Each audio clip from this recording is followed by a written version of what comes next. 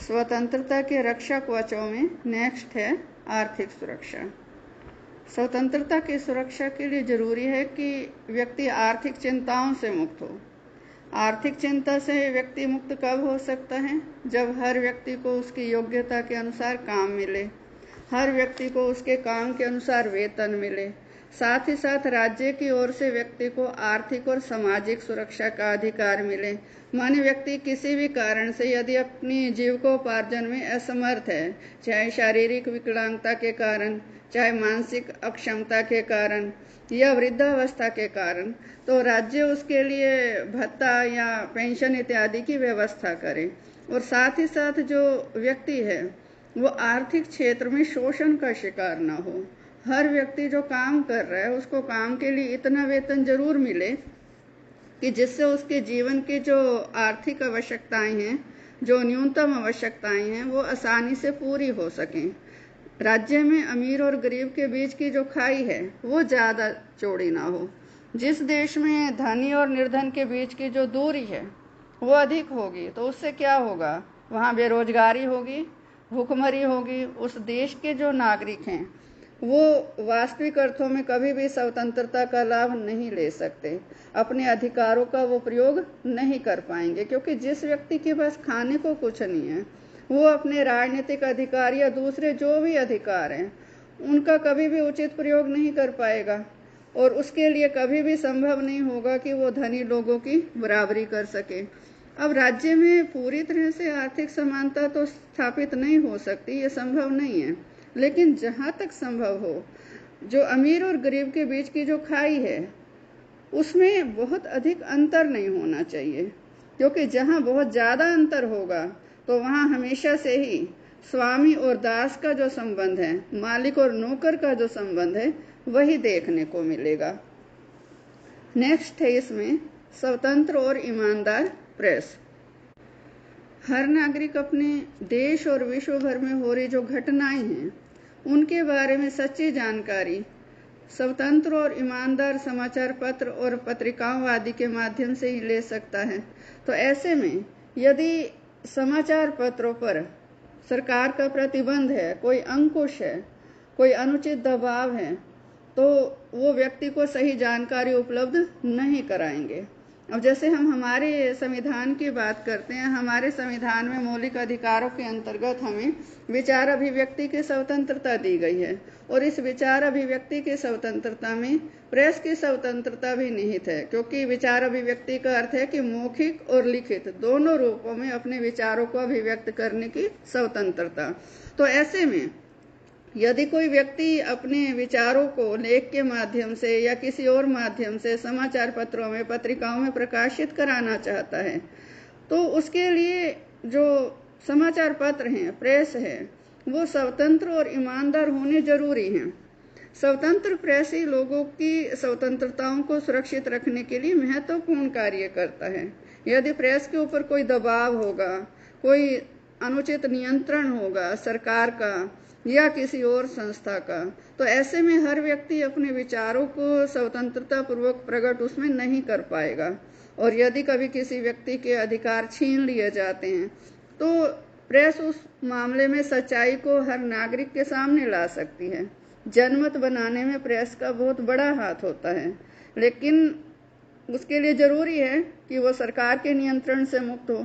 यदि स्वतंत्र प्रेस होगी तो उससे सरकार भी डरेगी, जिसके कारण वो कोई ऐसा कार्य ही नहीं करेगी जिससे लोगों के अधिकारों को कोई ठेस पहुंचे, लोगों के अधिकारों को कोई हनन हो। प्रेस को स्वतंत्र रखने के लिए एक तो इस पर सरकार का अनुचित नियंत्रण ना हो, और ना ही धनी लोगों का कोई अनावश्यक प्रभाव हो, और ना ही जो प्रेस है रंग, जाति, धर्म या भाषा आदि के आधार पर कोई पक्षपात करे। माने स्वतंत्र होने के साथ साथ जो प्रेस है, जो मीडिया है, इसके लिए ईमानदार होना भी जरूरी है। नेक्स्ट है इसमें लिखित संविधान। व्यक्ति की स्वतंत्रता की रक्षा के लिए संविधान का लिखित रूप होना बहुत जरूरी है, क्योंकि लिखित संविधान में सरकार के जो तीनों अंग हैं उनकी शक्तियां वर्णित होती हैं, वहां केवल शक्तियों का ही वर्णन नहीं होता, शक्तियों पर जो सीमाएं हैं उनका भी वर्णन होता है। इसी तरह से जितने भी संवैधानिक पद हैं उन सब की शक्तियां और उन पर जो सीमाएं हैं वो संविधान में लिखित रूप में उपलब्ध होती हैं। तो ऐसे में सरकार का कोई भी अंग उन शक्तियों का दुरुपयोग नहीं कर सकता। कोई भी जो संवैधानिक पद पर आसीन व्यक्ति है वो उन शक्तियों का दुरुपयोग नहीं कर सकता। और कानून के शासन का जो वास्तविक अर्थ है वो लिखित संविधान द्वारा ही स्थापित हो सकता है, क्योंकि लिखित संविधान में ही नागरिकों के जो मौलिक अधिकार हैं वो लिखित रूप में उपलब्ध होते हैं। और साथ ही साथ वो मौलिक अधिकार यदि छीन लिए जाएं तो व्यक्ति कैसे कानून का आश्रय लेकर उन अधिकारों को फिर से प्राप्त कर सकता है। इस स्थिति का वर्णन भी, जिसे हम संवैधानिक उपचार कहते हैं, वो वर्णन भी संविधान में लिखित रूप में उपलब्ध होता है। तो ऐसी स्थिति में जो विधान पालिका या कार्यपालिका वो व्यक्ति के अधिकारों को छीनने का प्रयास ही नहीं कर पाएंगी। और यदि वो ऐसा करती हैं तो यदि न्यायपालिका के पास न्यायिक पुनर्निरीक्षण की शक्ति है तो फिर न्यायपालिका उनके कार्य को, उनके कानून को असंवैधानिक घोषित करके रद्द भी कर सकती है। माने जो व्यक्ति की स्वतंत्रता की सुरक्षा है उसके लिए जो लिखित संविधान है एक अच्छा रक्षा कवच सिद्ध हो जाता है। नेक्स्ट है इसमें सरल व शीघ्र न्यायिक व्यवस्था। स्वतंत्रता की रक्षा के लिए जो न्याय व्यवस्था है उसका सरल होना जरूरी है, क्योंकि न्याय प्रणाली यदि जटिल होगी तो लोग उसको समझ नहीं पाएंगे। और इसी तरह से जो न्याय प्रणाली है वो महंगी होगी तो भी लोग न्यायालय में पहुंचकर अपनी स्वतंत्रता की रक्षा नहीं कर पाएंगे। यदि व्यक्ति के अधिकार छीन लिए जाते हैं तो व्यक्ति न्यायपालिका की ही शरण लेने की कोशिश करेगा, और ये तभी संभव है कि वो सरल भी हो और महंगी भी ना हो। न्यायपालिका जो है उसमें पहुंचना हर व्यक्ति की पहुंच में हो। न्यायपालिका की जो व्यवस्था है यदि वो जटिल होगी, न्यायिक व्यवस्था यदि जटिल होगी तो व्यक्ति न्यायपालिका की सहायता लेने में कतराएगा। और इसी तरह से जो न्याय व्यवस्था है वो ऐसी भी होनी चाहिए कि उससे लोगों को जो न्याय है वो शीघ्र मिल जाए, क्योंकि देरी से न्याय मिलना न्याय ना मिलने के बराबर है। एक लंबी और जो जटिल न्याय व्यवस्था होती है उससे व्यक्ति निराश हो जाते हैं और वो उसका आश्रय भी नहीं लेना चाहते, और उनकी जो स्वतंत्रता की भावना है वो भी फिर समाप्त हो जाती है कि कौन इन झमेलों में पड़े कि कब मुकदमा दायर होगा, कब फैसला आएगा। जैसे हमारे देश में हम देखते हैं जो दीवानी मुकदमे हैं खास तौर से उनमें तो ये बात लागू होती है। और एक कहावत भी है हमारे देश में कि हमारे देश में दादा मुकदमा दायर करता है, पोता उसका परिणाम सुनता है। माने पीढ़ी दर पीढ़ी वो मुकदमे चलते रहते हैं। तो ऐसे न्याय को हम वास्तविक न्याय नहीं कह सकते, ये न्याय ना मिलने के बराबर की स्थिति हो जाती है। नेक्स्ट है इसमें संगठित राजनीतिक दल। अब लगभग सभी प्रजातंत्रीय देशों में, साम्यवादी देशों को छोड़कर, लोगों को अपने राजनीतिक विचारों के आधार पर नए राजनीतिक दल के गठन का अधिकार होता है। भारत में भी यह अधिकार संविधान के माध्यम से हमें मिला है। स्वतंत्रता के अधिकार में जो संघ या समुदाय बनाने की स्वतंत्रता है उसी के अंतर्गत ही भारत के जो नागरिक हैं उनको राजनीतिक दल बनाने का भी अधिकार मिला हुआ है। लेकिन इसके लिए जरूरी है कि जो राजनीतिक दल हैं, कोई भी जो नया राजनीतिक दल अस्तित्व में आता है, कुछ लोग मिलकर जब नया राजनीतिक दल बनाने का प्रयास करते हैं तो उनका कोई एक नया सामाजिक या आर्थिक कार्यक्रम होना चाहिए। उनका आधार धर्म, जाति या क्षेत्र ये नहीं होना चाहिए। यदि राजनीतिक दलों का जो संगठन है वो सही आधारों पर होगा तो ऐसे में वो सभी व्यक्तियों की स्वतंत्रता की सुरक्षा के लिए एक सही योगदान दे पाएंगे। संगठित राजनीतिक दल ही सही तरीके से शासन का संचालन कर सकता है। माने जो सत्तारूढ़ दल है उसका संगठन लोकतांत्रिक आधारों पर है तो वो भी शासन व्यवस्था को अच्छे से संचालित करेगा। इसी तरह से विरोधी दल भी, जो विपक्षी दल हैं, यदि वो भी संगठित हैं तो वो भी अपने जो विरोधी दल के रूप में उनके कार्य हैं, उनकी जो भूमिका है उसका अच्छे से निर्वहन कर पाएंगे। और जो संगठित राजनीतिक दल अगर नहीं है, राजनीतिक दलों का जो संगठन है वो उचित नहीं है, उनमें बिखराव है, प्रजातांत्रिक आधार पर वो सही तरीके से संगठित नहीं है, तो वो सत्ता में आने के बाद भी जो प्रजातंत्रीय भावनाएं हैं उनके खिलाफ कार्य करने की कोशिश करेंगे। उससे क्या होगा कि जो व्यक्ति की स्वतंत्रता है वो खतरे में पड़ जाएगी। तो ऐसे में जो वर्तमान युग है इनमें राजनीतिक दलों का केवल होना ही पर्याप्त नहीं है, बल्कि सैद्धांतिक आधारों पर उनका जो उचित रूप से संगठित होना है वो भी बहुत जरूरी है। तभी वो व्यक्ति की स्वतंत्रता की सही मायने में रक्षा कर सकते हैं। नेक्स्ट है इसमें सतत जागरूकता। व्यक्ति की स्वतंत्रता की सुरक्षा के लिए सतत जागरूकता सबसे महत्वपूर्ण रक्षा कवच माना गया है, और ये तभी संभव है सतत जागरूकता यदि लोग राजनीतिक रूप से शिक्षित हों। राजनीतिक रूप से यदि लोग शिक्षित होंगे तो वो सरकार की नीतियों को अच्छे से समझ पाएंगे और सही निर्णय ले पाएंगे कि जो सरकार है वो सही कार्य कर रही है या नहीं कर रही, माने उनके कार्यों का सही तरीके से मूल्यांकन कर पाएंगे।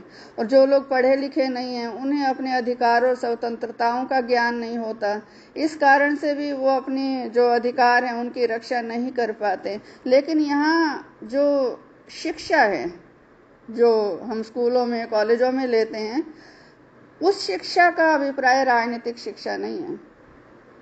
राजनीतिक शिक्षा का अर्थ यह होता है कि व्यक्ति को राजनीतिक व्यवस्था कैसे संचालित की जा रही है उसकी पूरी जानकारी होना। ये ठीक है कि जिन्होंने स्कूलों कॉलेजों में शिक्षा प्राप्त की है वो देश की जो राजनीतिक व्यवस्था है उसको ज़्यादा अच्छे तरीके से समझ सकते हैं, लेकिन ऐसा नहीं है कि एक जो अनपढ़ व्यक्ति है वो राजनीतिक रूप से शिक्षित नहीं हो सकता। राजनीतिक शिक्षा का अभिप्राय यहाँ इतना है कि जब हम देखते हैं कि चुनाव होते हैं, जब उस समय राजनीतिक दल अपनी अपनी नीतियों का प्रचार करते हैं कि हम सत्ता में आ जाएंगे तो इस तरीके से शासन करेंगे, तो कोई भी व्यक्ति जब एक राजनीतिक दल के भाषण को या उनके विचारों को सुनता है, पढ़ता है, फिर दूसरे दल के भी विचारों को पढ़ता है, सुनता है, इस तरह से सबके विचारों को जब वो पढ़ता है, सुनता है और एक निष्कर्ष पर पहुंचता है कि कौन सा राजनीतिक दल ठीक है या कौन सा राजनीतिक दल ठीक नहीं है, ये है राजनीतिक शिक्षा। तो अगर तो व्यक्ति पढ़ा लिखा है तो वो बहुत अच्छे तरीके से निष्कर्ष पर पहुंचेगा, और यदि कम पढ़ा लिखा है तो वो जल्दी से निष्कर्ष पर नहीं पहुंच पाएगा, वो भावनाओं के आधार पर भी मतदान में हिस्सा लेगा। तो ऐसे में राजनीतिक रूप से शिक्षित होना स्वतंत्रता की रक्षा के लिए अनिवार्य माना गया है, और खुद व्यक्ति यदि जागरूक है वो अपनी स्वतंत्रता की रक्षा कर सकता है। एक आलसी या एक अचेत व्यक्ति अपनी स्वतंत्रता की रक्षा नहीं कर सकता, फिर चाहे वो शासन प्रणाली लोकतंत्रीय हो, चाहे लिखित संविधान हो, चाहे मौलिक अधिकार दिए गए हो, चाहे कानून का शासन हो, चाहे न्यायपालिका स्वतंत्र हो, निष्पक्ष हो। लेकिन व्यक्ति यदि खुद आलसी है, खुद सुचेत नहीं है, खुद जागरूक नहीं है, तो उसके लिए प्रेस की स्वतंत्रता और ये सारी जो स्वतंत्रताएं हैं ये कुछ भी नहीं कर सकती। जो कुछ भी कर सकता है वो व्यक्ति अपनी जागरूकता से कर सकता है। व्यक्ति को अपने अधिकारों का ज्ञान है, अपनी स्वतंत्रता का ज्ञान है, और वो पढ़ा लिखा है, सरकार की नीतियों को समझता है, उनका मूल्यांकन करता है, अपने अधिकारों का प्रयोग करते हुए अपने कर्तव्यों का भी पालन करता है, सरकार के सही कार्यों में सहयोग करता है, न्यायपालिका का आश्रय यदि जरूरी हो तो लेता है, लिखित संविधान के प्रारूप को वो समझता है। ये सारा यदि उसको ज्ञान है, वो जागरूक है, प्रेस जो जिस तरह का मटेरियल उसके सामने ला रही है, जो मीडिया जिस तरह की बातें उसे परोस रहा है, उसको वो समझता है कि इसमें भी कितनी सच्चाई है या कितनी सच्चाई नहीं है। ये सारी बातें यदि वो समझता है, नागरिक खुद सुचेत है, जागरूक है, तो यही उसकी स्वतंत्रता का सबसे महत्वपूर्ण और सबसे असली रक्षा कवच है। और ऐसे में जो नागरिक है वो अपने अधिकारों की रक्षा करने में पूरी तरह से सक्षम होगा।